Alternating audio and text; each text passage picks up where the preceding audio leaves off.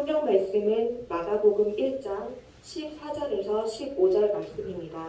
대신 공독하여 드리겠습니다.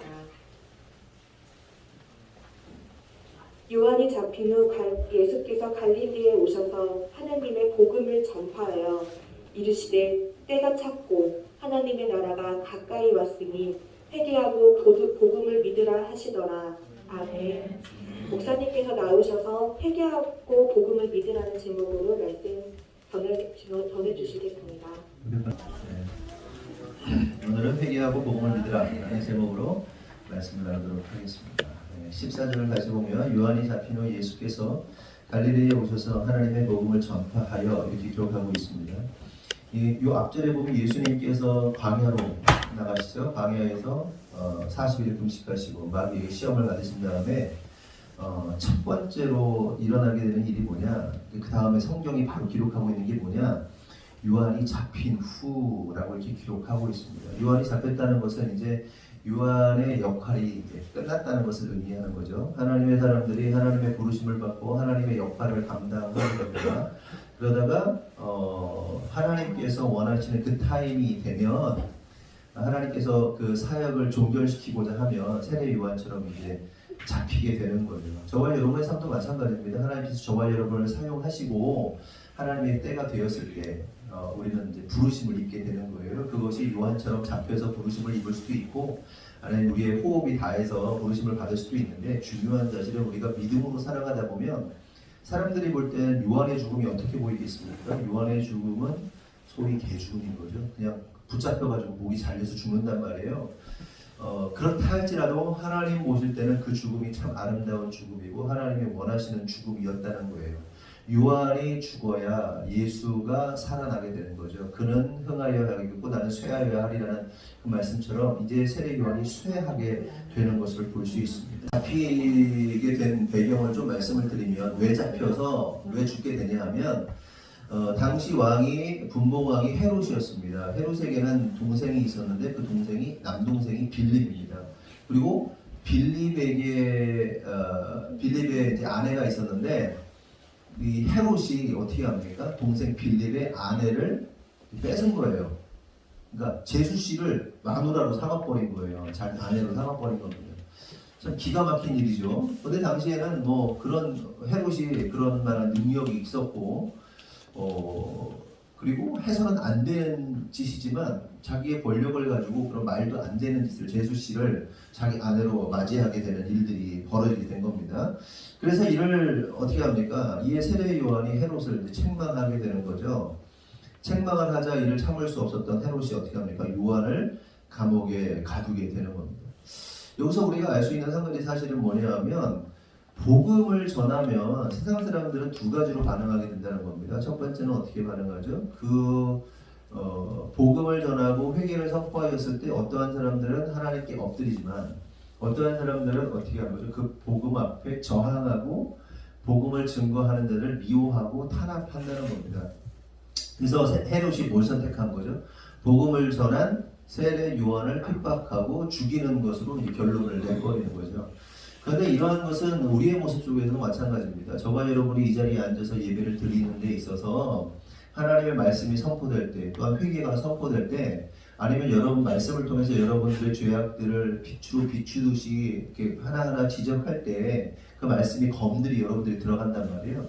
그때 아프죠. 아픈데 아플 때는 어쨌든 간에 사람은 두 가지 반응을 보이게 된다. 그 말씀 앞에서 어떻게 해요? 아, 그렇지, 내가 이런 죄인이지, 내가 이런 죄를 졌지 하면서 엎드리는 자가 있는가 하면 그 말씀을 어떻게 하죠? 막아내거나 쳐내거나, 아니면은 목사님이 오늘도 깐다고, 성도들을 보호하고 위로하고 안아줘야지, 또 뭐 깐다고, 이렇게 반응하는 사람들이 있단 말이에요. 그게 바로 헤롯의 영을 가지면 그렇게 핍박하게 돼 있는 거예요. 예수님도 마찬가지 아닙니까? 예수님께서 복음을 전하시고 빛으로 나타나셨을 때 어둠이 드러나게 되잖아요. 드러났을 때 반응한 종류는 두 종류다. 예수 십자가 보고 엎드린 자가 있었고, 또 한 사람은 어떻게 해요? 예수 그리스도를 못 박는 자들이 있었단 말이에요. 근데 그들만의 이야기가 아니라 중요한 것은 오늘을 살고 있는 우리에게도 동일하게 적용된다는 거예요. 그래서 오늘도 우리가 말씀 앞에서 엎드리고 자복하고, 그렇지, 내가 죄인이지, 내가 그러한 죄인이지라고 엎드릴 수 있는 마음이 필요하다는 것입니다. 아멘이시죠? 그렇게 요한이 잡힌 후 성경은 예수님께서 갈릴리에 오셨다 이렇게 표현하고 있습니다. 요한이 잡힌 후 예수님께서 갈릴리에 오셔서 하나님의 복음을 전파하였다 이렇게 말하고 있습니다. 예수님이 갈릴리에 가십니다. 그렇다면 생각해 볼 것은 왜 예수님은 세례 요한에게 세례를 받으시고 광야에서 시험을 받으신 후 곧바로 갈릴리로 가셔가지고 복음을 전파하신 것일까 하는 겁니다. 그러니까 예수님의 사역이 본격적으로 시작되는 거예요. 처음이라는 것은 매우 중요합니다. 그렇죠? 그런데 예수님이 왜 첫 번째로 갈릴리로 가셨냐는 거예요. 그 전까지는 어때요? 예수님 목수의 삶을 사시다가 이제 성령이 세례 요한에게 세례를 받으시고 이제 공생애, 그러니까 예수님 본격적인 사역이 시작되기 전에 성령 세례를 받으시고 광야로 가서 시험 받으시고 끝난 다음에 이제 사역지로 이제 딱 가는 거예요. 그 첫 번째 사역지가 매우 중요하잖아요. 굉장히 상징성도 있고 굉장히 중요한 의미를 갖는단 말이에요. 그런데 왜 예수님은 갈릴리로 첫 번째 가자마자 왜 갈릴리로 가셨는가 하는 겁니다. 여기는 두 가지 이유가 있는데 첫 번째 이유는 뭐냐면 예수님께서 예수님 마음대로 그렇게 하신 것이 아니라 성령에 이끌려서 가셨다는 겁니다. 성령에 이끌려서. 그래서 누가복음 4장 14절을 보면 오늘 본문과 같은 내용이거든요. 사복음서에는 같은 내용들이 기록되어 있잖아요. 그 평행한 그 누가복음에 보면 4장 14절에 보면 이 부분을 어떻게 기록하고 있냐? 예수님께서 성령의 능력으로 갈릴리로 돌아가시니 라고 표현하고 있습니다. 그러니까 성령에 이끌려서 예수님께서 갈릴리로 가고 계신 겁니다. 그런데 여러분 지난주에 말씀을 나눴잖아요. 예수님께서 성령 세례를 받으시고 어떻게 하죠? 누구에 의해서 광야로 가십니까? 성령님에 이끌려서 좀 더 정확하게 말하면 성령이 내모셨잖아요. 광야로. 그래서 하나님을 사랑하는 자들, 하나님께서 사랑하시는 자들을 반드시 어떻게 하신다? 광야로 내모신다. 그래서 세례 요한도 그랬고 예수님도 그랬고 모세도 그랬고 수많은 선지자들도 그랬고 뭐 다윗도 그랬고 다 어떻게 해요? 광야로 내모시잖아요. 그렇죠? 광야로. 그래서 하나님의 사랑을 받고 있다는 증거는 뭐냐? 광야로 내몰린다면 진짜 하나님의 자녀라는 사실이 확실한 거고 하나님부터 사랑받고 있다는 것을 우리가 알 수 있는 거예요. 그래서 우리의 인생의 광야는 뭐다? 축복이다. 저주가 아니다. 축복이다라는 사실을 나눴고요. 그래서 예수님께서 어떻게 하죠? 성령에 이끌려서 성령이 내모심으로 광야로 가시고 있잖아요. 그리고 오늘 본문에서도 확인할 수 있는 게 뭐예요? 갈릴리로 가시는 것도 예수님께서 예수님 마음대로 가신 것이 아니라 예수님이 원하시는 대로 생각대로 가신 것이 아니라 성령에 의해서 이끌려 가셨다는 사실을 우리가 알 수 있는 겁니다. 여기서 우리가 깨달을 중요한 한 가지 사실은 뭐냐면 예수님께서 이 땅에서 사역하실 때 그냥 마음 내키는 대로 생각나는 대로 어떤 계산에 의해서 사역을 하신 것이 아니라 예수님은 항상 성령에 이끌려서 사역하시고 성령에 이끌려서 어느 현장에 가셨다는 것을 우리가 알 수 있습니다. 아멘이시죠? 아멘. 그런데 이게 중요한 것은 이러한 일들이 저와 여러분의 삶 속에서도 동일하게 재현이 되어야 되는 거예요. 그러니까 우리의 마음대로 우리가 원하는 대로 우리가 이득이 되는 대로 결정하고 생각하는 것이 아니라 성령이 이끄시는 대로 가야 된다는 거예요. 그런데 우리는 많은 계산을 해요. 그러니까 계산이 필요 없다는 게 아니에요. 또한 이렇게 합리적인 생각을 할 필요가 없다는 얘기가 아니에요. 필요해요. 밸런스가 필요하단 말이에요. 그런데 그보다 더 중요한 게 뭐예요? 성령에 이끌려야 한다는 거예요. 근데 물론 여기는 문제가 있습니다. 어떤 문제가 있냐면 사람들이 성령에 이끌리는 것과 자기 생각에 이끌리는 것을 구분 못할 때가 있어요. 이건 잘 분별해야 돼요. 자기의 어떤 원함, 자기가 원하는 마음이 막 너무 강력한데 그것이 성령의 이끌림이라고 착각하는 경우들도 종종 있어요.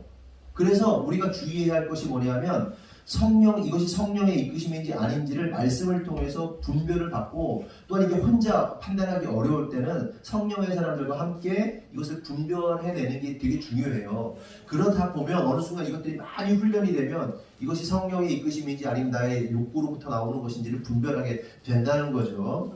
근데 중요한 포인트는 어쨌든 예수님께서 그냥 마음 내키시는 대로 사역하신 것이 아니라 성령의 이끌림에 의해서 갈릴리로 가시고 성령의 이끌림에 의해서 광야를 가시고 성령의 역사하심, 성령의 이끌림 안에서 행동하고 활동하셨다는 거예요. 근데 이것이 우리의 삶 가운데 동일하게 펼쳐져야 한다는 겁니다. 제가 김우현 PD 아시죠? 혹시 김우현 PD 모르시는 분?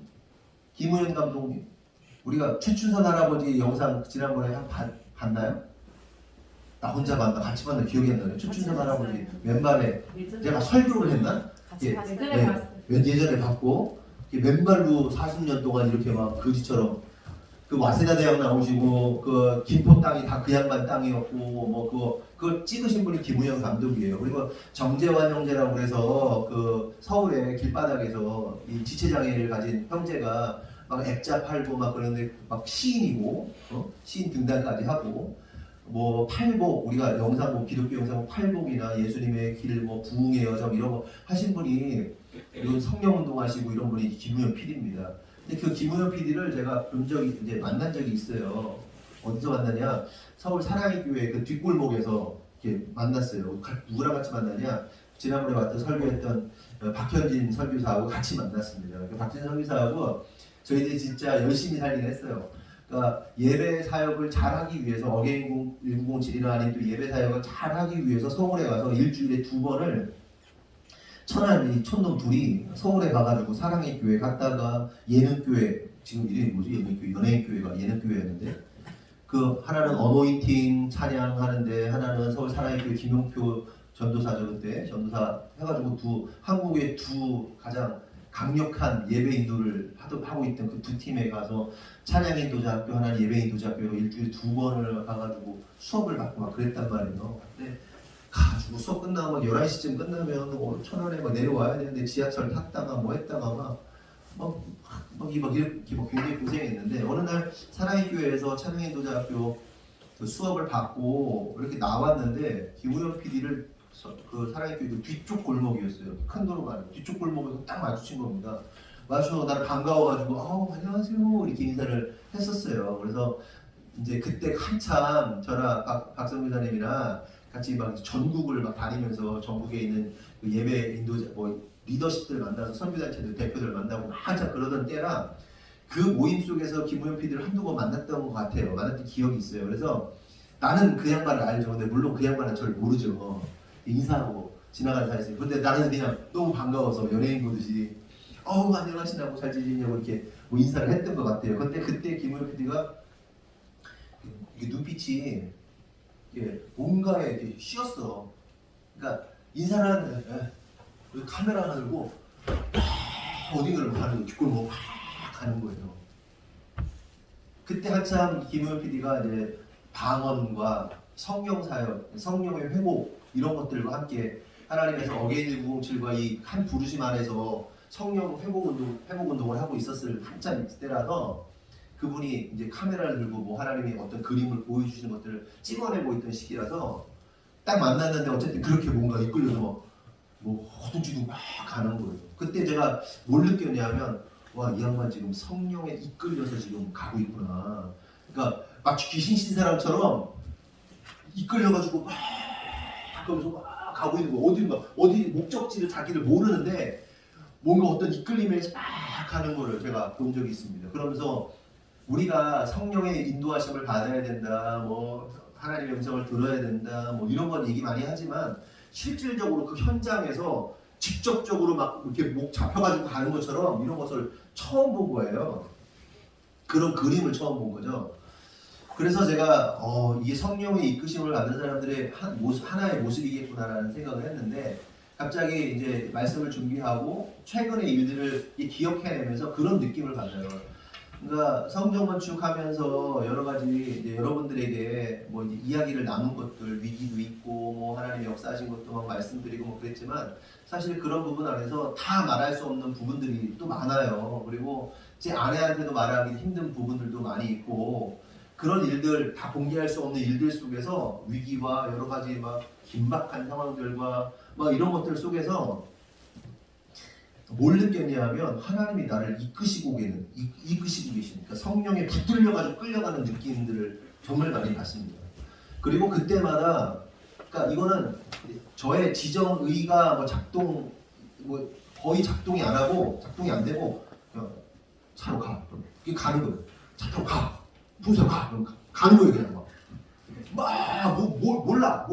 다음 스텝도 없어요. 우리는 예를 들어서 사람을 만나려면 이런 거잖아요. 그 사람을 약속을 하든지 그게 아니야. 그냥 가. 그럼 만날 거야. 그럼 짠 하고 나타나. 이 희한한 일이죠. 그냥 난데없이 그냥 뭐 일이 다 그런 식으로 처리가 되는 거죠. 막 쓸려서 가는 거죠. 그리고 그 인도하심을 받은 그 순간마다 100% 하나님이 역사하시고 하나님의 일들을 풀어내시는 것들을 정말 많이 보게 됩니다. 그리고 여러분들이 아는 얘기도 있지만 모르는 얘기들도 있어요. 다 말 못하고. 그 일들을 보면서 우리가 살아가면서 신앙생활을 하면서 이러한 성령의 이끄심 안에서 살아가는 것이 정상적인 삶이다. 사실은 아멘이십니까? 그냥 막 재고 있다가 막 하나님 이게 이 뜻이 하나님의 뜻일까요? 저 뜻이 하나님의 뜻일까요? 하나님의 음성을 분별하고 뭐 물론 그런 과정이 필요한 것도 있어요. 하지만 실제로 많은 순간마다 우리는요 이것이 하나님의 뜻인지 저것이 하나님의 뜻인지를 명확하게 알아요. 우리는 대부분 사실은. 다만 그렇게 하고 싶지 않을 뿐이야. 그래서 갈등하는 거예요. 이게 하나님의 뜻인 걸 아는데 이게 하나님의 뜻이 아니기를 바라는 걸 경우가 많다는 거예요. 실제로 어떤 게 몰라서 이렇게 헤맬 때도 있긴 있어요. 그런 경우도 있지만 그러나 상당 부분 하나님께서 어떤 것을 원하시는지를 알아요. 근데 이 후에 있을 후폭풍 이후에 있을 감당해야 할 것들이 너무나도 가혹하기 때문에 예상되기 때문에 이걸 선택하지 못하는 경우가 얼마나 많습니까? 그래서 어느 때로는 무모하지만 하나님의 인도하심, 성령의 인도하심 안에서 사로잡혀가지고 그냥 끌려갈 때가 나아. 그리고 그게 어쩌면 정상적인 신앙인의 모습이고 그리고 실제로 예수님이 그러한 모습으로 사셨다는 겁니다. 예수님이니까 그렇지. 예수님도 인간의 몸이셨단 말이에요. 인간의 몸을 입고 있었단 말이에요. 저와 여러분의 마음과 똑같은 성정이 같은 분이셨단 말이에요. 십자가에 달리실 때 제발 이 잔을 마시지 않게 해달라고 그렇게 구하실 만큼 저와 여러분 똑같은 마음인데 그럼에도 불구하고 예수님이 이끌려서 가셨다. 그러므로 저와 여러분이 오늘도 민감하고 날이 서서 하나님이 말씀하시는 바를 순종함으로 내 몸을 던질 수 있는 그런 신앙인이 되어야 할 필요가 있다는 겁니다. 그리고 실제로 한번 생각해 보세요. 지금부터 오늘 이 순간부터 저와 여러분이 100% 성령이 말씀하시는 대로 인도하시는 대로 일주일만 살아보세요. 그리고 그냥 아니면 그냥 그동안 살아오는 대로 순종했다 말았다 이 삶을 살아보시고 일주일 후에 어떤 변화가 있을까요?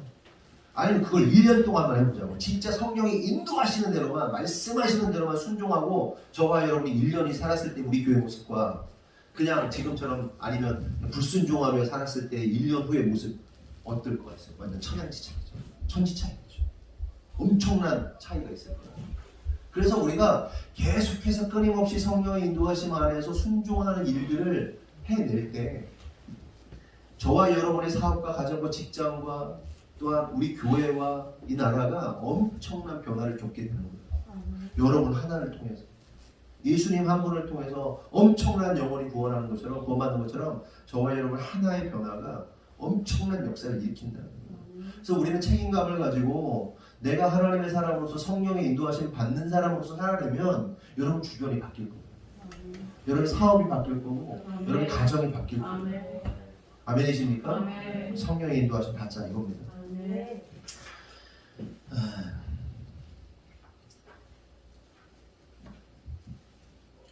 그렇게 예수님은 성령의 인도하심 안에서 광야로 가셨고 또 오늘 본문에는 갈릴리로 가셨습니다. 그런데 예수님이 갈릴리로 가신 것은 이것이 끝이 아니라 언제 또 가시냐면 예수님이 죽으신단 말이에요. 부활하시잖아요. 부활하셨다가 이 땅에 다시 오세요. 근데 오셔서 부활하고 오셔서 또 갈릴리 가세요. 첫 사역도 갈릴리고 예수님이 오셔서 또 제자들에게 가시는 것도 마지막 그 사역에서도 갈릴리로 향하고 있는 것을 볼 수 있습니다. 그러면 왜 생각해 볼 것은 왜 예수님은 그렇게 갈릴리에 애정을 가지셨는가? 그리고 성령님은 왜 그렇게 예수님을 갈릴리로 보내고 계시는가 하는 겁니다. 그 이유가 이사야 9장에 나오거든요. 9장 1절 2절 한번 볼까요? 다 같이 한번 보겠습니다. 이사야 9장 1절 2절 다 같이 읽어보겠습니다. 시작. 전에는 통과한 자들에게는 흑암이 없으리로다. 예전에는 여호와께서 스불론 강과 연절강이 멸시를 당하게 하셨더니 후에는 해변과 요단 북쪽 원형의 갈릴리를 평화롭게 하셨느니라. 순간에 만난 백성이 큰 빛을 보고 사망의 그늘질 땅에 거주하던 자에게 빛이 비친다. 여기서 등장하는 스불론과 납달리는 야곱의 아들들 이름입니다. 근데 야곱의 두 아들이 어디에 정착했냐면 갈릴리 호수 주변에 정착을 하게 되는 거예요. 그래서 정착함으로써 그 스불론과 납달리가 정착하면서 그 지역 이름이 그냥 스불론, 납달리 이렇게 정해진 겁니다. 그런데 이스라엘의 수도가 어떻게 됩니까? 어디죠? 예루살렘이죠. 예루살렘이 수도가 되면서 자연스럽게 스불론과 납달리는 뭐가 되냐? 변방이 돼버리는 거예요. 이먼 지역이 돼버리는 변방이 되는 거예요. 근데 변방인 스불론과 납달리가 또 어떻게 되냐면 이방인들이 함께 살았습니다. 그러니 이 중심부에 있었던 이스라엘 사람들이, 예루살렘에 있었던 사람들이 저 스불론 땅, 스불론과 납달리 땅을 보면서 굉장히 천대했던 거예요. 하대했던 겁니다. 아우 저것들 이방인과 섞여 사니까 이 멸시하고 천대를 했던 겁니다. 그런데 성령께서 예수님을 이곳으로 가게 하셔서 하나님의 복음을 전하게 하시고 또 예수님의 십자가 사건 이후에도 부활하셔서 제자들을 만나 주시는데 이렇게 하신 이유가 뭐냐면 좀 전에 읽은, 지금 읽은 이사야서 9장 1절 2절의 말씀을 어떻게 하는 거예요?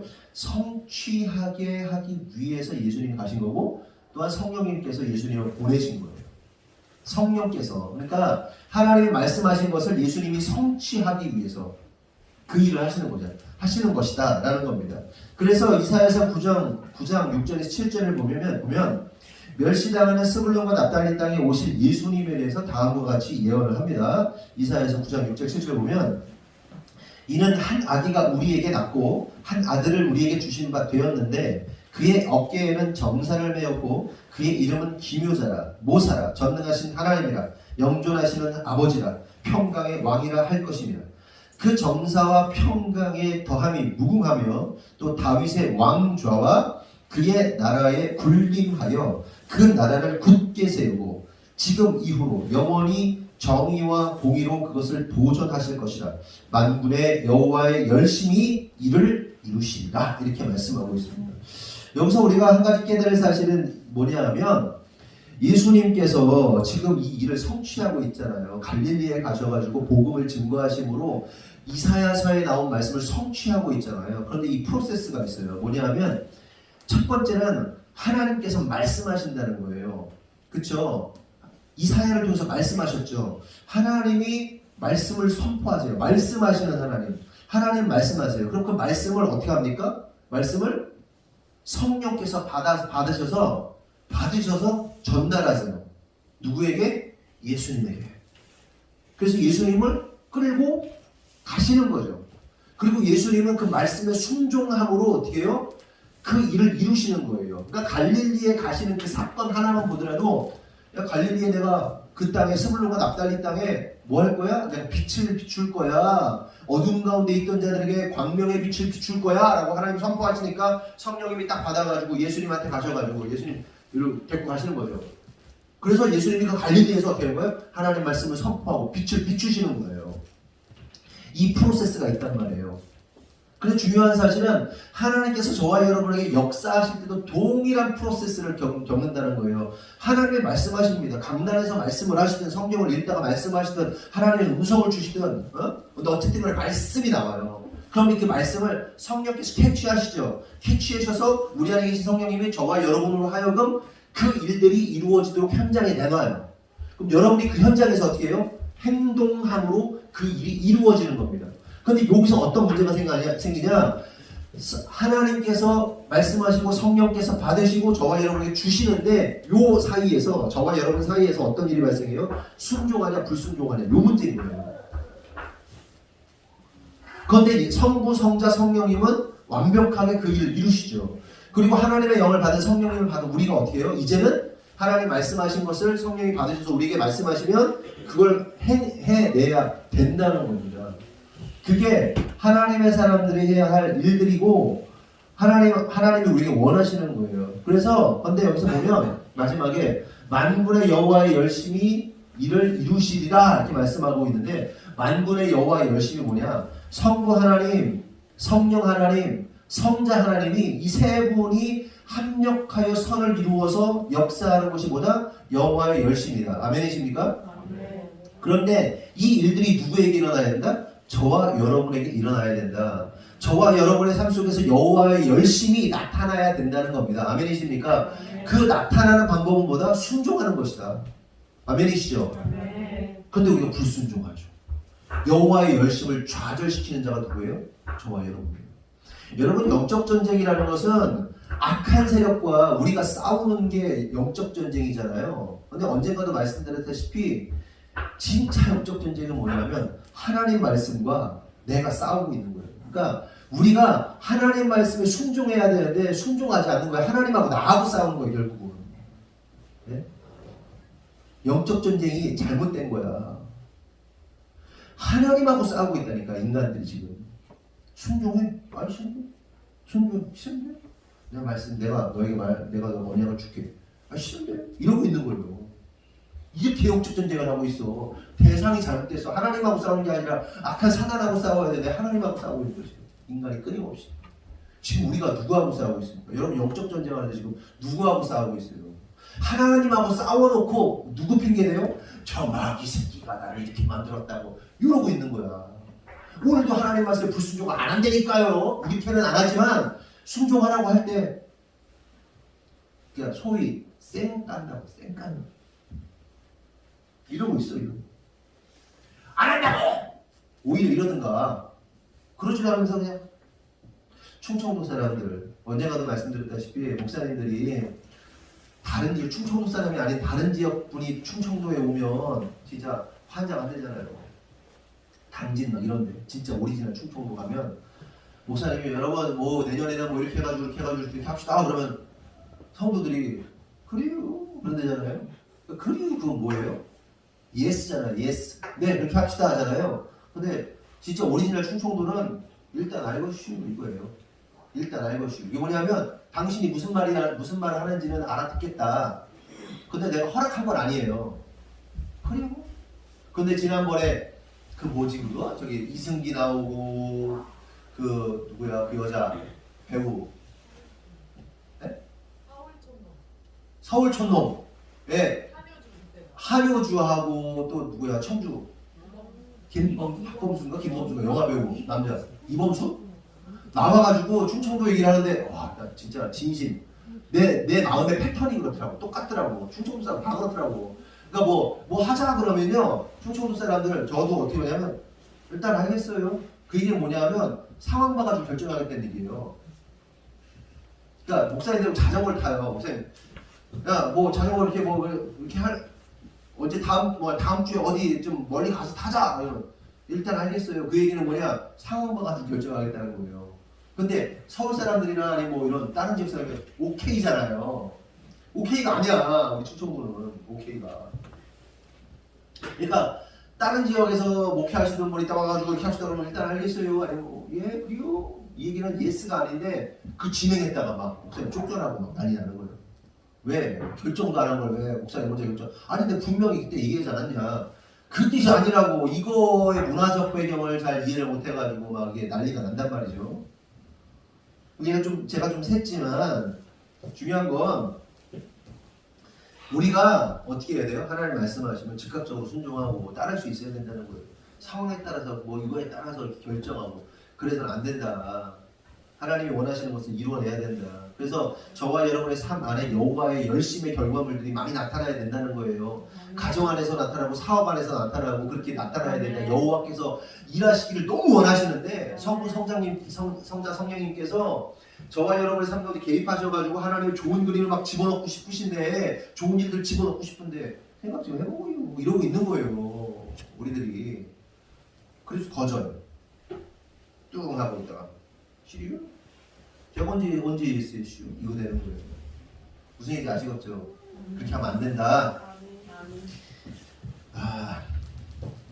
계속해서 14절 다시 보면 요한이 잡힌 후 예수께서 갈릴리에 오셔서 하나님의 복음을 전파하여 이르시되 때가 찼고 하나님 나라가 가까이 왔으니 회개하고 복음을 믿으라 하시더라.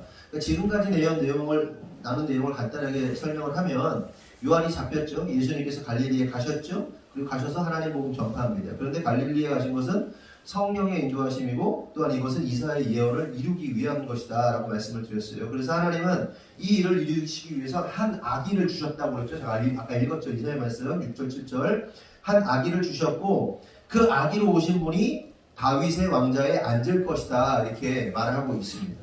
여기서 우리가 한 가지 생각해볼 사실은 한 아기가 다윗의 왕자에 앉을 것이라는 예언을 이스라엘 백성들이 어떻게 이해했을까 하는 겁니다. 그들의 이해는 뭐냐? 다윗이 어떤 사람입니까? 다윗이 어떠한 사람입니까? 이스라엘 역사상 가장 강력한 왕이면서 지금 이스라엘의 국기가 다윗의 별이잖아요. 다윗의 별이 있잖아요. 육각형 별. 다윗을 가장 강력한 왕이라고 인식했고 하나님의 가장 축복받고 가장 뭐랄까요? 이 다윗 이상적인 인물이잖아요. 하나님 한 속옷이 다 벗어지도록 부끄러움 없이 하나님을 예배했던 예배자이면서 동시에 가장 강력한 카리스마를 가진 왕이란 말이에요. 퍼펙트한 인물. 물론 밧세바를 취해서 범죄하긴 했지만 정말 왕으로 봤을 때는 최고의 왕이 다윗 아닙니까? 이 다윗의 왕자에 앉는다는 것은 다윗보다 더 위대한 엄청난 강력한 왕으로 세워지는 것을 의미하는 거예요. 그 아기가 누구다? 예수다라는 거죠. 그래서 이스라엘 백성들은 어떻게 생각했습니까? 앞으로 자신들에게 임하게 될 나라는 그동안은 어떻게 해서 노예생활, 종생활, 지금 예수님 당시에는 로마의 압제로부터 있었던 상황 가운데 있었으니까 자신들이 기대하는 메시아는 가장 강력한 왕이면서 가장 강력한 왕국, 강력한 제국을 만드는 그 아기가 올 것이다라고 믿었다는 겁니다. 하지만 저와 여러분이 알고 있다시피 예수님은 그런 제국을 엄청난 세상의 힘으로 세우는 나라를 세우려고 오신 것이 아니라는 거죠. 예수님이 세우시는 나라는 어떤 나라입니까? 어떻게 예수님의 나라가 형성이 됩니까? 회개하라 천국이 가까웠다 이렇게 말씀하시거든요. 세례 요한이 얘기하고요. 또한 하나님의 나라가 가까이 왔으니 회개하고 복음을 믿으라 라고 말하고 있는 얘기 뭐냐? 하나님 나라가 가까웠다. 그러니 회개하고 복음을 믿으라라고 말하는 얘기는 뭐냐면 하나님의 나라는 무엇으로 어떤 자들에 의해서 세워진다는 거예요? 하나님 나라에서 가장 중요한 게 국민 영토 주권이잖아요. 그런데 여기에 있어서 국민들이 그 백성들이 어떤 자들에 의해서 구성이 되는 거예요? 네? 회개하는 자들. 하나님의 나라는 어떠한 자들에 의해서 완성이 되는 거예요? 회개하는 자들. 그리고 복음을 믿는 자들.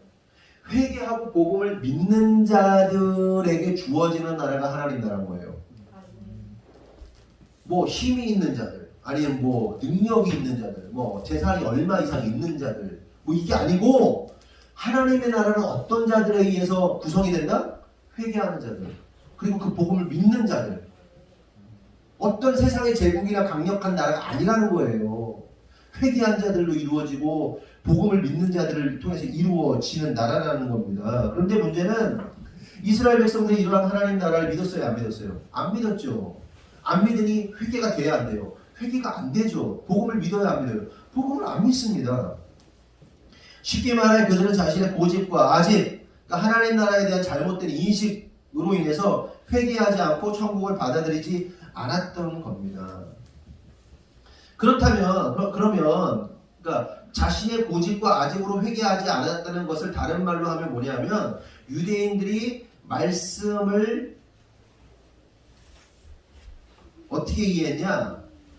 문자적으로 이해하고 자기 중심적인 메시아관을 가짐으로써 예수님의 복음을 받아들이지 않은 것을 의미하는 거예요. 그러니까 왜 하나님 나라를 못 받아들여요? 예수님의 나라를 왜 못 받아들여요? 자기가 생각하는 아집과 고집이 있었단 말이에요. 이걸 다른 말로 하면 뭐예요? 민족적이고 민족주의적 메시아관을 가졌던 거예요. 그러니까 민족이 그려놓은 어떤 메시아 관이 있는 거예요. 성경과 조금 다른 어떤 자기들만의 메시아관을 가지고 있었던 겁니다. 마찬가지로 오늘날에도 하나님에 대해서 잘못된 인식하는 사람들이 얼마나 많습니까? 우리 하나님이 어떤 하나님입니까? 사랑의 하나님이시죠? 믿으시죠? 그런데 동시에 심판의 하나님이에요. 또 어떤 사람은 사랑의 하나님만 믿어요. 심판의 하나님을 믿지 않아요. 그래서 하나님 날 사랑하셔, 날 용서하셔. 좋은 것. 반쪽짜리 잘못된 하나님의 개념을 가지고 있는 거예요. 하나님의 그 양면성, 하나님의 그 뭐랄까요? 하나님의 온전한 하나님을 인식해야 되는데 한쪽 부분, 지가 원하는 부분만 인식하는 거예요. 마찬가지로 이스라엘 백성들도 자기들이 원하는 방식의 메시아관을 만들었던 겁니다. 아까도 얘기했지만 노예로 살고 종으로 살고 핍박받는 사람, 포로로 살았기 때문에 자기들이 기대하는 메시아관이 세팅이 된 거예요. 그러니까 진짜 온전한 메시아가 아니라 자기들이 원하는 메시아로 픽스해버린 거예요. 우리가 그렇게 믿는 것처럼. 그래서 주일 아침에 가장 우상 숭배가 넘친다. 진짜 하나님을 예배하기보다는 자기가 원하고 바라는 하나님을 예배하기 때문에 주일 아침이 가장 우상 숭배가 심한 날이다라고 종종 말씀드렸잖아요. 그런 겁니다. 그런데 그들이 이런 겁니다.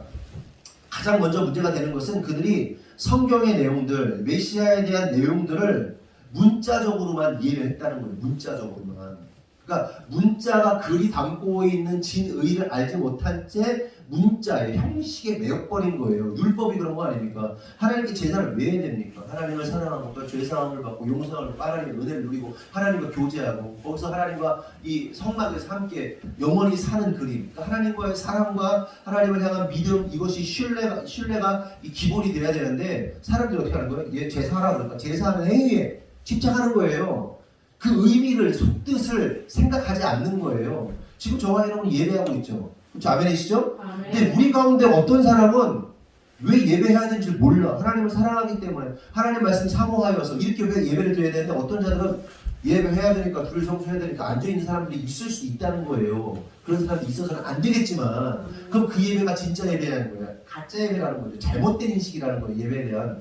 마찬가지로 이스라엘 백성들이 하나님에 대한 메시아에 대한 인식이 분명해야 되는데 문자에 매인 거예요. 그러니까 강력한 나라고 아까 읽었죠. 이사야 말씀 6절 7절 보면 강력한 하나님 나라의 뭐 통치 이런 거를 말씀하고 있는데 한편에서는 또 무슨 얘기를 하고 있냐면 예수 그리스도, 그러니까 메시아에 대해서 고난받는 종, 연약한 종 이것을 말한단 말이에요. 핍박받고 연약하고 아기로 나시고 말은 뭐 이렇게 이파리같이 순처럼 이렇게 자라고 그 예수님 못났고 생긴 것도 미남도 아니고 뭐 이런 내용이 자세하게 나온단 말이에요. 그러면 그 메시아도 인식해야 되는 거예요. 강력한 나라, 그리고 강력한 하나님의 나라를, 강력한 나라는 이 땅에서의 나라가 아니라 하나님 변치 않는 나라, 그 누구도 침범할 수 없는 그 하나님 나라에 대해서 그게 진의인데 참뜻인데 그 이 땅에 보이는 형태의 나라로 그것을 믿었다는 거예요.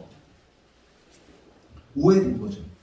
그런데 재밌는 사실은 뭐냐면 이스라엘 백성들이 또 문자 고지 곧대로 또 믿은 게 아니라 필요한 부분만 취한 거예요. 아까 얘기한 것처럼 예수님의 모습, 연약한 모습, 고난받음의 모습은 자신들이 받아들일 수 없었던 거예요. 강력한 예수만, 강력한 메시아만 받아들이려고 했던 겁니다. 그래서 이게 문제가 생기는 거예요. 그런데 자기 안에 배경들이 뭐라고 했어요? 노예, 종, 산이 했으니까 한풀이를 좀 해야 되거든요. 뭔가 이게 그래야만 되는 거거든요. 여러분 목사도 마찬가지 아닙니까? 여러분들이 생각하는 목사관이 있을 수 있어요. 근데 저는 모르겠어요. 우리는 옛날부터 여러분들이 처음 우리 교회 와서 신앙생활 하신 분들 많고 목사에 대한 개념을 뭐 가지고 있는 딱 그려놓은 그림이 있는 분들도 있지만 없는 분들도 있어요. 저를 처음부터 본 사람들은 그냥 뭐 그렇잖아요. 그러니까 제가 여러분 목사로서 막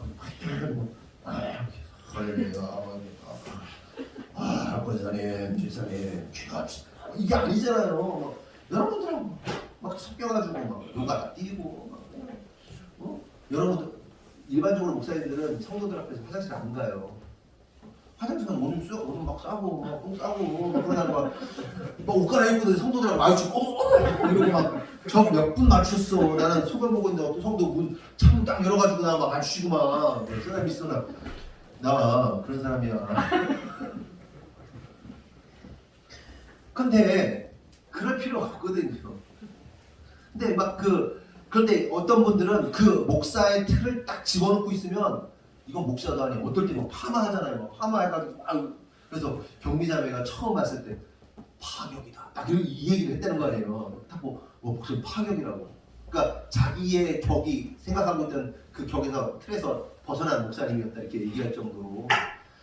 저만 그렇습니까? 제 아내도 그렇잖아요. 제 아내도 얼마나 막 따다다다 거립니까? 사모가 어딨어? 말이 많아. 시골 양반들 막 사모는 조용히 있어야지 막 그러잖아요. 풍생하면 막 떠들지 말라고. 사모가 무슨 나댄다고. 아니 나대면 좀 어때요?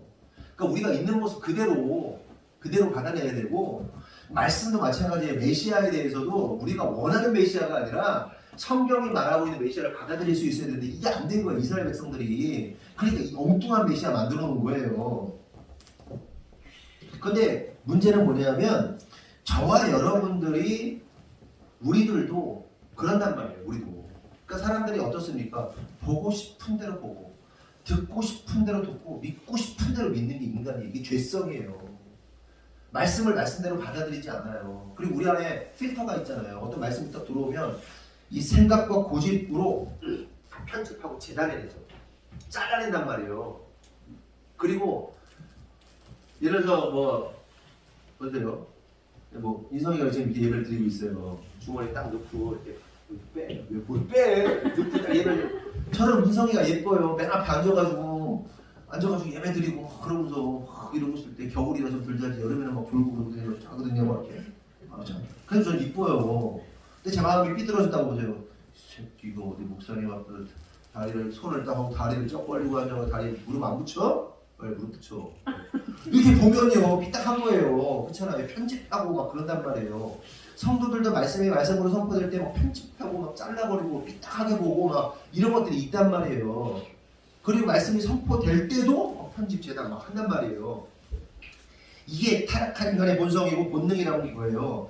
그래서 메시아가 고난의 종으로 예언되어 있음에도 불구하고 이러한 언약의 메시아의 모습은 연약한 모습을 빼고 자기들이 원하고 말하는 말씀만 챙겨가지고 성경이 말하지 않는 이상한 메시아 만들어버린 겁니다. 그래서 지금도 기다리고 있는 거예요.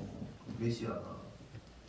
근데 이 깨달아진 유대인들은 메시아닉주 그래서 예수님을 믿는 유대인들이 막 나타나기 시작한 거고 깨지기 시작한 거고 장로들의 유전에 아직 매여가지고 거기 아직도 매여있는 사람들이 있고. 근데 제가 유대인들을 욕하고 싶은 마음이 별로 없어요.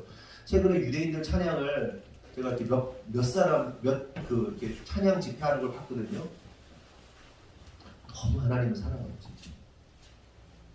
진짜 너무. 이거는 또 크리스찬들이 예배하는 이 느낌하고 또 달라요. 막 이렇게 머리 막 이렇게 자르지 말라고 하잖아. 이렇게 머리 이렇게 해가지고. 왜 그들이 검은색 옷 입는지 내가 알지? 왜 그런 거야? 네? 아, 죽음인데 그 제가 좀 찾아보니까 성전이 무너진 것에 대한 장례식, 죽음. 그러니까 성전이 무너진 거에 대한 슬픔을 장례식 옷으로 입는 거예요. 그래서 유대인들은 정통 유대인들은 검은 모자에 검은 양복, 이렇게 긴 양복, 이만큼 내려오는 양복 같은 거 입는 거예요. 흰색 셔츠에 대한 장례식 옷을 입는 거예요. 그래서 검은 옷을 입고 있어요. 그리고 막 머리 이렇게 해가지고 막 무슨 염소처럼 뭐 이렇게 길러가지고 막 찬양할 때 이 사람 다 어깨 동무거든요. 근데 앞에 나와가지고 찬양 하시는 분이 뭐 제가 그 이스라엘 어떤 찬양 뭐 따라라라라라라라라라 따라라라라 그러다가 아바 뭐 멜레카 올람 그러면서 막 멜렉 뭐라고 그러나 뭐 그래요. 막 아버지 당신은 왕이십니다. 왕이신 하나님 왕이신 당신을 찬양합니다. 그러면서 아버지를 막 간절히 부르는데 찬양하면서 그 한 60된 그 찬양하시는 분이 막 울면서 막 찬양을 하는데 진짜 히브리인들에게 유대인들에게만 볼 수 있는 그 정말 하나님을 사랑하는 그 열정, 그 사랑 이거는요 이 화면만 보는데도 너무 감동이야. 그리고 한 또 작고 젊은 아이인데 한 10대 후반쯤 되는 아이가 사슴이 목마른 사슴이 시냇물을 찾는 것처럼 하나님을 찾는다는 막 그런 찬양을 막 가녀린 목소리로 남자애가 부르는데 무슨 소년 다윗이 찬양하는 것 같은 거야. 그냥 보는데 막 그냥 막 가슴이 막 터질 것 같아. 막 너무 사랑해 하나님을. 그 하나님의 사랑함을 어떻게 설명하기가 어려워. 우리가 그냥 하나님 사랑한다고 말하는 거하고 달라. 이게 너무 사랑해. 근데 예수님을 몰라. 내거나 너는 무슨 말인지 알지? 너무 잘 알지 지금. 그러니까 제가 유대인들 막 하고 싶은 게 아니에요 그냥. 근데 그 안타까움인 거죠. 근데 너무 하나님을 사랑하는데 예수님을 모르는 그 마음이 너무 아파 그냥 그걸 보고 있으면. 막 미쳐. 안타까워. 그 오해됨, 장로들의 유전, 그 뭔가 속고 있는 그 느낌, 그게 너만 옛날 생각나는구나. 너 이스라엘 있을 때만 생각나는구나. 그걸 알기 때문에. 그게 얼마나 안타까운 일입니까? 그래서 마찬가지예요. 오늘날도 마찬가지예요. 하나님을 우리가 사랑한다고 말하면서도 하나님 말씀을 재단내고 편집해버리면 이런 안타까운 눈물을 흘릴 수밖에 없는 상황이 되는 거예요. 하나님께서 하늘에 계신 하나님께서 저와 여러분을 보실 때 어떻게 했어요? 제가 하나님의 마음, 우리가 하나님이 주신 마음으로 이스라엘 백성들을 지금 볼 때도 막 그런 막 간절함이 있는데, 안타까움이 있는데, 하나님 보실 때, 우리를 보실 때도 그 안타까움이 있으시고, 그래서 우리 안에 이 잘못된 생각들, 잘못된 이 가치들 편집하는 거, 막 이거 있으면 안 돼요. 너무너무 하나님 우시는 거야, 오늘도. 시간 나면 끝나고 한번 하나 틀어봐. 아휴, 참. 계속해서 15절 보면 이르시되 때가 찼고 하나님 나라가 가까이 왔으니 회개하고 복음을 믿으라 하시더라. 때가 찼다. 하나님 나라가 가까이 왔다. 때가 찼다는 말은 하나님 나라가 가까이 왔다. 하나님의 나라가 임할 때가 됐다. 그러면 하나님 나라가 임할 때가 됐다는 것을 뭘 의미하는 것이냐? 하나님의 통치가 직접적이고 실질적으로 작동하는 때가 왔다는 얘기입니다. 그러면 가만히 생각해 보세요. 예수님께서 이스라엘 백성들에게 말하시는 거예요. 그렇죠? 그리고 야, 이제 하나님의 때가 됐어. 하나님의 직접적인 통치가 임할 때가 됐어! 라고 말하는 건 무슨 얘기예요? 이 사람들의 상태가 하나님의 직접적인 통치를 받고 있는 상태가 아니라는 말이죠. 그렇죠? 그럼 이들이 당시에 어떠한 통치를 받고 있었던 거예요? 율법의 통치를 받고 있었던 거라는 거죠. 그러니까 너희들이 지금까지 율법의 통치를 받고 있었는데 이제는 때가 됐어. 하나님의 직접적인 통치, 하나님의 나라가 임할 때가 됐어. 이제 하나님의 직접적인 통치를 받아들여야 돼. 라고 예수님이 선포하고 있는 겁니다. 그러니까 이 말씀과 관련해서 갈라디아서 4장 1절의 실절을 보면 내가 또 말하노니 유업을 이을 자가 모든 것의 주인이나 어렸을 동안에는 종과 다름이 없어서 그 아버지가 정한 때까지 후견인과 청지기 아래에 있나니 이와 같이 우리도 어렸을 때에 이 세상의 초등학문 아래에 있어서 종로로 타였더니 때가 차매 하나님의 그 아들을 보내사 여자에게서 나게 하시고 율법 아래에 나게 하신 것은 율법 아래에 있는 자들을 속량하시고 우리로 아들의 명분을 얻게 하려 하심이라. 너희가 아들이므로 하나님이 그 아들의 영을 우리 마음 가운데 보내사 아빠 아버지라 부르게 하셨느니라. 그러므로 내가 이후로는 종이 아니요 아들이니 아들이면 하나님으로 말미암아 유업을 받을 자니라.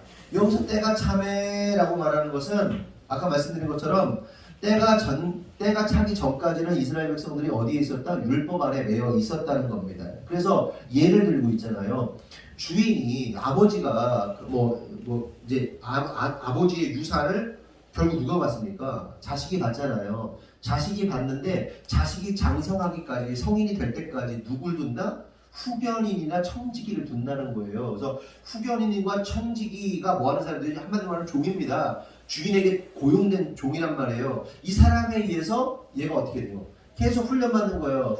계속 이건 이런 거야, 저런 거야. 아버지의 사람이 이런데 아버지의 뭐 영토가 있고 아버지가 뭐가 있는데 이건 이런 거야, 이런 걸 쭉 설명을 한단 말이에요. 그렇죠? 그러다가 어떻게 되죠? 애가 장성했어. 그러면 그 순간부터 어떻게 되죠? 이 청지기와 후견인으로부터의 지도를 받지 않고 누구의 이제 직접적인 지도를 받는 거예요? 아버지의 지도를 받게 되는 겁니다. 이게 때가 찬 거예요. 때가 됐다는 거예요. 여러분 그럼 생각해 보세요. 여러분이 뭐 조금 작은 어떤 기업을 가지고 있어, 중소기업이나 어떤 이렇게 사업장을 가지고 있어. 여러분 그냥 갑자기 애가 가만히 있다가 20살 되면 딱 줍니까? 애가 말귀를 알아들어야 못 알아들어요. 몰라요. 그럼 어떻게 해야 돼요? 진짜 애를 키우려면 말단부터 시켜야 돼. 심부름부터 시켜야 돼. 그래가지고 이걸 이렇게 해가지고 차근차근 해가지고 이 직원들 그 종이죠. 고용된 종들의 삶을 알고 이렇게 해서 쭉 올라와야 되죠. 그렇죠? 당연히 올라와야 되고 이걸 안 하면 낙하산이니까 낙하산들이 사고를 뻥뻥 치는 겁니다. 회사를 말아먹는 거예요. 이게 쭉 올라와야 되는 게 맞아요. 배워야 된단 말이죠. 그런데 이 배우는 시점이 끝나면 어떻게 돼요? 그때부터는 어떻게 되죠? 아버지의 지시를 받을 때 아버지가 야 이거 해 그러면 알겠습니다 하고 딱 알아먹고 하는 거지. 그냥 이거 없이 해 그러면 뭐예요 이게? 엉뚱한 소리 하고 있는 거예요. 그런데 보세요. 중요한 게 뭐예요? 이제 그 후견인들과 청지기부터 배움이 끝나면 이 사람의 스탠스는 어디에 돼요? 종의 입장이어야 돼요? 후견인 입장이어야 돼요? 아니면 아버지 입장이 돼야 되는 거예요? 아버지 입장으로 패러다임이 시프트가 돼야 돼요. 패러다임이 넘어서야 된단 말이에요.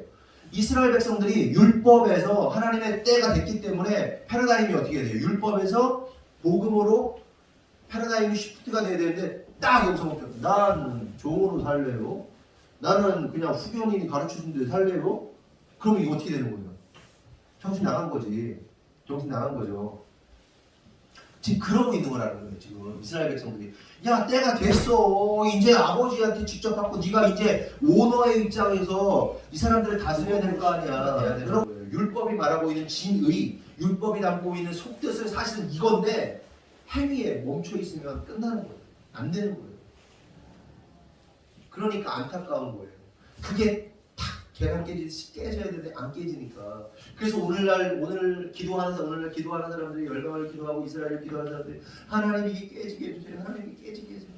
기도하고 있는 거고 동시에 우리가 우리 스스로를 위해서 기도해야 될 것은 하나님 이게 깨지게 해달라고. 제발 좀 우리 안에 우리가 가지고 있는 틀들이 깨지게 해달라고 그렇게 기도해야 된다는 겁니다. 그런데 여기서 우리가 주목해볼 사실은 이 초등학문이라는 것이 헬라어로 스토이헤이아인데 그 뜻이 의미하는 것은 고대의 우주관이나 운명론을 말하는 거예요. 당시에 세상을 인식하는 방법이 고대의 우주관이나 운명론이 그 헬라의 문명을 다스리고 있었거든요. 그러니까 뭐 그리스 로마 신화 뭐 이런 것들 보면 우리가 성경의 내용들처럼 그 헬라 문화권에도 헬라의 경전이 있는 거예요. 그리스 로마 신화가 있는 거예요. 그리고 우주를 바라보고 뭐 월화수목금토 이게 뭐 월이 뭐 달이고 뭐 화가 불이고 뭐로 이루어지고 물로 이루어지고 나무로 이루어지고 뭐 이런 게 이렇게 우주관이고 세계관이거든요. 그러니까 한마디로 말하면 이 초등학문이 뭐냐면 세계관을 말하는 거예요. 세계관. 세계관이 뭐예요? 정모야. 세계관이 뭘까? 세계를 바라보는 관점. 내가 이게 안경을 벗고 세계를 보면 뿌연 거죠. 세계는 뿌연 거야. 근데 안경을 끼고 보면 세상은 잘 보이는 거야. 빨간 안경을 끼면 빨간 걸로 보이는 거야. 세상은 빨갛게 보이는 거야. 네? 노란 걸로 보면 노랗게 보이는 거야. 그러니까 내가 장착하고 있는 세상을 바라보는 관점이 세계관이란 말이죠. 여러분 사람들은 세계관에 영향을 받죠. 세계관으로 세상을 살아갑니다. 그래서 유대인으로 태어나면 태어난 지 8일 만에 할례를 받고 그 율법의 세계관으로 세상을 살아가게 되는 거죠. 만약에 저와 여러분이 조선시대에 태어났다면 어땠을까요? 맨자왈, 공자왈 하면서 유교의 세계관으로 살아가게 되는 거죠. 물론 지금도 유교의 세계가 우리를 지배하고 있죠. 어느 정도. 유교의 세계관으로 살아가게 되는 거고. 네? 내가 원래 백정이었으면 백정의 세계관으로 살아가게 되는 거고. 내가 노예였으면 노예의 세계관으로 살아가는 거고. 그렇잖아요. 그 관점으로만 세상을 볼 수밖에 없는 겁니다. 그런데 성경은 그 유대인들이 가지고 있었던 율법을 초등학문이라고 표현해요. 세계관이라고 표현하는 겁니다. 그런데 여러분 이 세계관이라는 것이 바뀌기 쉬워요? 바뀌지 않습니까? 안 바뀌어요. 안 바뀌어요. 진짜 안 바뀌어요. 좌쪽에 있는 사람들이 우쪽에 얘기할 때, 우쪽에 있는 사람이 좌쪽에 얘기할 때도 서로 바뀌기를 바라고 얘기하지만 안 바뀌어요. 팩트를 실제 사실을 보여줘도 안 믿어요. 안 바꿔요. 그런 없어요. 그렇게 고집스러워요. 사람이라는 게. 세계관이 한번 장착되면 끝나는 거예요. 그래서 다음 세대들에게 어떤 세계관을 장착할 것이냐가 너무너무 중요한 거예요. 자녀들을 때로는 혼내고 상처를 내면서까지 애는 상처를 내야 되는 겁니다. 네? 상처가 나야 돼요. 가지를 잘라야 가지가 똑바로 자라지, 멋있게 자라지. 그냥 나무가 자라는데 막 이파리 막 가지가 막 나가지고 그냥 거지처럼 나가지고 열매들 사과들이 요따만한 거 달려야 되겠어요? 쳐줘야 돼. 잘 자라서 쳐줘야 돼요. 아멘. 그 상처가 살리는 거예요. 아멘. 근데 그러니까 뭐 회복될 수 없는 상처 막 이런 거 막 밑둥을 갑자기 뚝 잘라버린다든지 그건 아니고 무슨 얘기인지 아시죠? 그리고 어릴 때부터 얘네들 세계관을 만들어주기 위해서 잘 다듬어줘야 돼. 계속 잘 다듬어서 이렇게 멋진 나무가 되도록 해줘야 되는데 어쨌든 세계관이 바뀌는 것은 기적입니다. 기적. 병이 어느 날 갑자기 하나님의 은혜로 남는 것만 기적이 아니라 생각이 바뀌어버리는 게 기적이에요. 아멘. 그렇죠? 아멘. 그래서 참 기적을 많이 봐요. 우리는 처음 우리 교회 나와가지고 예수 믿는 사람들이 하나님 말씀 막 듣다 보면 어느 순간 생각이 뒤집혀 있어. 그런데 안 뒤집히는 애들도 또 기적이야. 그것도 나는 뒤집히는 걸 더 많이 봐가지고 안 뒤집히는 사람들 보면 야 진짜 어마어마한 기적을 맛보고 있다 진짜. 안 바뀌는 기적.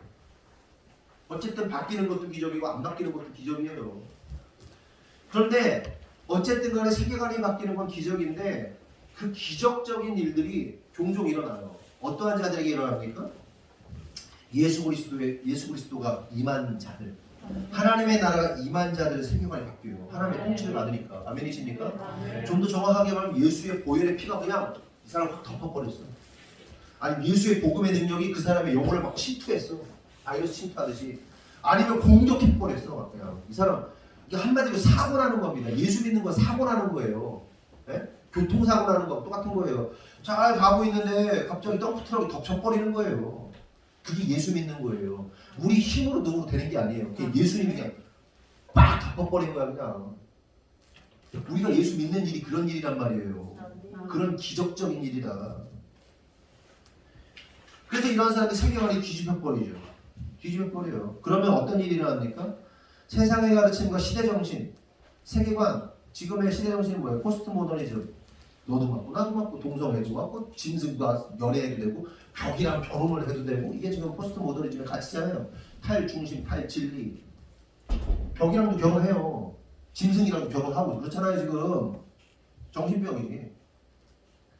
근데 그게 다 맞대. 이 포스트 모더니즘 가치는 시대정신이라고 해요. 시대정신으로부터 완전히 돌아서고 초계철학적입니다. 시대정신을 따르지 않습니다. 그리고 어떻게 해요? 예수 십자가 보혈의 세계관으로 장착이 되는 거예요. 그리고 그렇게 장착된 사람들은 어떻게 삽니까? 자기를 부인하고 십자가 지는 삶을 따르는 거죠. 아멘이십니까? 네.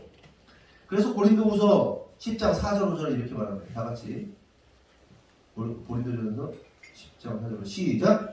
우리의 싸움은 여기는 육신에 속한 것이 아니요 오직 어떤 견고한 진도 무너뜨리는 하나님의 능력이라. 모든 이론을 무너뜨리며 하나님을 아는 것을 대적하여 거룩한 것을 다 무너뜨리고 모든 생각을 사로잡아 그리스도에게 복종하게 하니 너희의 복종이 온전하게 될 때에 모든 복종하지 않는 것을 벌하고 준비하는 중에 있다. 여기서 말하고 있는 건 뭐예요? 견고한 진이 뭡니까? 하나님을 대적하여 높아진 우리의 이론과 모든 생각들. 네?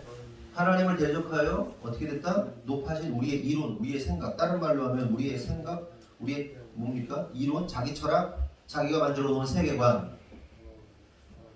여러분 우리가 스스로 하나님에 의해서가 아니라 우리 스스로가 뭔가 만들어 놓은 이론이나 세계관이라는 것이 아무리 선해 보여도 결국 그거는 하나님을 대적하는 것임을 깨달아야 됩니다.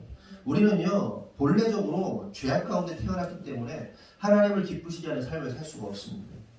그렇죠? 그리고 누구를 기쁘게 하려고 삽니까? 나 자신을 위해 기쁘게 하려고 살아요. 부부싸움만 해도 보세요. 부부싸움의 본질을 들여다보면 나 하고 싶은 대로 하겠다는 거 아니에요. 내가 원하는 대로 해달라는 거 아니에요. 그렇죠? 나 즐겁게 해달라는 거 아니에요. 나 만족스럽게 해달라는 거 아니에요. 내가 원하는 게 이거니까 내가 원하는 거 해달라는 거 아니에요. 근데 왜 너는 내가 원하는 걸 안 하냐? 네가 그렇게 해서 나 즐겁지 않아, 나 행복하지 않아 이 얘기잖아요. 이것 때문에 싸우는 거 아닙니까? 그런데 여러분 하나님을 즐겁게 하려고 해보세요. 자기가 부인돼요.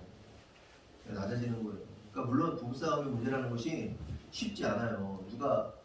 누가 잘했다 잘못했다 뭐 말하기도 곤란한 부분도 있고요. 실제로 아예 한쪽이 너무 잘못하는 부분도 있고요. 막 그래요. 근데 뭐 복잡한 얘기긴 하지만 그럼에도 불구하고 결국 그 싸움은 싸우고 있는 뭐 한쪽이 잘못했든 양쪽이 잘못했든 간에 내가 원하는 대로 하지 않는다는 거에서 일어나는 거예요. 그러니까 하나님을 기쁘시는 게 아니라 나를 기쁘게 하기 위해서 싸우고 또 갈등하는 거라는 거죠. 그게 뭡니까? 결국 이러한 모습은 허물과 죄악으로 죽은 상태에서 나오는 것들이고 이 모든 것들이 하나님을 대적하는 것이다. 그러나 세계관이 죽은 곧 견고한 진이 무너진 성도는 어떻습니까? 허물과 죄악의 모습 속에서 나 자신을 굴복시키고 복종시키고 결국 하나님이 기뻐하시는 일을 선택하게 된다는 것입니다. 마지막으로 고린도전서 1장 21절 24절 보면 하나님의 지혜에 있어서는 이 세상이 자기 지혜로 하나님을 알지 못하므로 하나님께서 전도에 미련한 것으로 믿는 자들을 구원하시기를 기뻐하셨도다. 유대인들은 표적을 구하고 헬라인은 지혜를 찾으나 우리는 십자가에 못 박힌 그리스도를 전하니 유대인들에게는 거리끼는 것이요 이방인에게는 미련한 것이로되 오직 부르심을 받은 자들에게는 유대인이나 헬라인이나 그리스도는 하나님의 능력이요 하나님의 지혜니라. 여러분 여기서 뭐라고 말합니까? 복음, 그리스도의 복음을, 그리스도의 도를 증거하는 것은 세상 사람들을 볼 때 미련하고 어리석은 거라는 거예요. 하지만 이 미련하고 어리석은 복음이 하나님의 능력이고 하나님의 지혜가 된다라고 말씀하십니다. 그렇기 때문에 사도 바울은 뭘 얘기하냐? 회개하고 복음을 믿으라 이렇게 얘기를 하고 있는 거예요. 예수님도 회개하고 복음을 믿으라 이렇게 말하고 있는 거고 사도 바울도 야 세상 사람들 볼 때 바보 멍청이 병신들 같지만 회개하고 믿어 복음을 믿어 이게 지혜로운 거야. 이게 하나님의 능력이야 라고 말씀하고 있는 겁니다. 그러므로 성도 여러분 말씀 마칩니다. 저와 여러분이 자신의 행위나 자기의 이론과 생각과 노하우를 믿는 것이 아니라 정말 그리스도를 믿고 회개하고 복음을 믿는 저와 여러분 되셨으면 좋겠어요. 그래서 결국 하나님 나라를 우리는 진정한 그리스도인을 되게 돼요. 하나님을 아바 아버지라 부르며 하나님과 영원히 살아갈 수 있는 저와 여러분 되기를 예수님의 이름으로 축원합니다. 기도하겠습니다. 하나님 감사합니다. 오늘 말씀을 통해서 깨닫습니다. 주님께서 회개하고 복음을 믿으라 말씀하십니다. 또한 사도 바울도 회개하고 복음을 믿으라 이야기하고 있습니다. 하나님 예수님을 믿는 것이 회개하는 것이고 또 복음을 믿는 것입니다. 그러므로 주님 오늘도 우리 안에 있는 견고한 진들이 무너지기를 간절히 소망합니다. 예수 십자가의 복음으로 장착되어야 되는데 그 예수 십자가 복음 외에 자꾸만 자기의 생각과 자기의 방법과 자기의 노하우와 많은 잡스러운 것들이 복음의 가치를 훼손하고 복음대로 살지 못하게 하고 있습니다. 하나님 그러므로 오늘도 간절히 원하오니 성령의 불로 임하셔서 우리의 더러운 마음들 불태워 주시고 자기를 부인하고 오직 예수 십자가의 삶을 따르는 성도들 될 수 있도록 인도하여 주시옵소서. 하나님의 마음으로 유대인들을 볼 때 얼마나 마음이 아픈지 모릅니다.